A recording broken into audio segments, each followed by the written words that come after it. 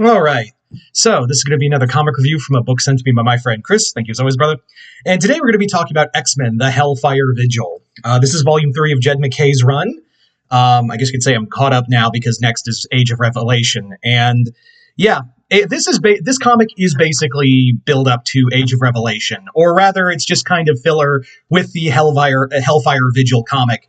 Which, yeah, the Hellfire one shots are just basically look at what we're going to be doing with the X-Men soon. It's kind of like it's the X-Men version or truncated. Like, look at all this stuff we're building towards in all the other comics. That's what the Hellfire galas and whatever have always been. Is just look at look at everything to come. You know, isn't it going to be cool? We're all going to have fun. Yeah. So, yeah. Anyway, so this is, like I said, to build up to X-Men Book of Revelations or Age of Revelation or whatever it was. For context, because I did a review of this a few months ago of X-Men Heir of Apocalypse, where in there, Apocalypse was basically like, look, my way of things isn't working. I need a new heir to sort out everything. So I'm going to pick one. It's going to be you, Cypher. You're no longer Doug, you're Revelation. And his wife, Bay of Blood Moon, and Warlock joined him. So now we catch up with that plot thread. And Doug is basically, he's now getting ready to make his move into saving mankind, saving mutant kind and bringing in the Age of Revelation. Meanwhile, Cyclops is kind of going through some stuff because during the Hellfire Vigil, the main villain of his whole comic arc, 3K, has announced to the world that, hey, we're mutant terrorists and we're going to create a X virus to accelerate mutant kind's evolution from mankind. And of course, let's just say it hits the fan because the government group that was sent to watch over Scott's X-Men in Alaska, their leader, Livquist, is like, dude, you lied to me. You basically hid this from me the whole time. So they get locked up in jail. And we also deal with the plot thread of that happened in Volume 1 with Trevor Fitzroy and the Upstarts. There's a lot to cover here. So, yeah. How is it that in just 4 issues and a special, this made me not my like for this book? I still want to read the comic, but my love for this book has dropped immediately because now it feels like this is just it feels more and more oppressively depressive, where the team just yells at each other.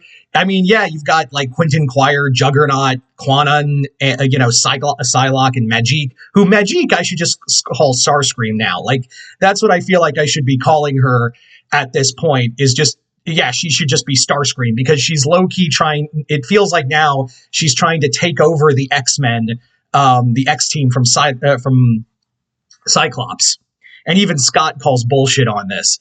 Also, I really just don't like the redesign, you can see it back here, of Revelation. Because Revelation, when Cypher became Revelation, he literally had this really cool design, and now it's gone. It was like a cool gold version, like a new age version of Apocalypse, and now he's just a dude with different skin.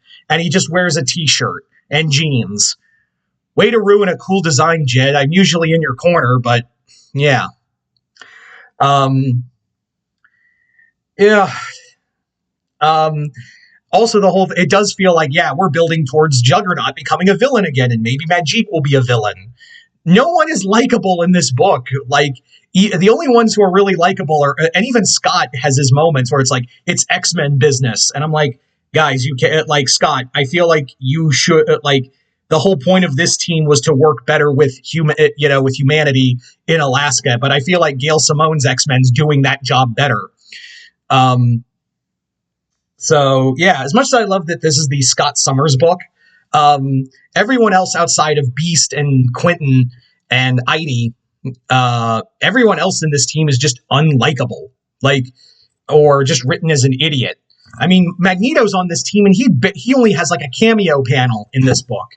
And yeah, also the whole thing where Scott goes, the X-Men were never a democracy. I'm like, what was Krakoa, Scott? What was Krakoa? Um, yeah, so this was a letdown. I hope after this whole Age of Revelations event, which is probably collected in trade by now, when that's done, maybe the book will write itself and we get, some better content. But like in 4 issues, you've made me from really liking this book to really being like, good God, everyone sucks. To like, yeah, don't get me wrong, I like Jed MacKay as a writer, and I like his Moon Knight is awesome. But like, there was a reason why I stopped wanting to read his Avengers book, and now the X-Men book, but now it feels like for different reasons. Anyway, so there you go. Not great. But there's always a weak one in good runs. But I will say that, like, after reading the volume 2 of Uncanny X-Men, I'm starting to lean more now towards like Gale's book than I am Jed's. But make no mistake, his Moon Knight is where his real writing is.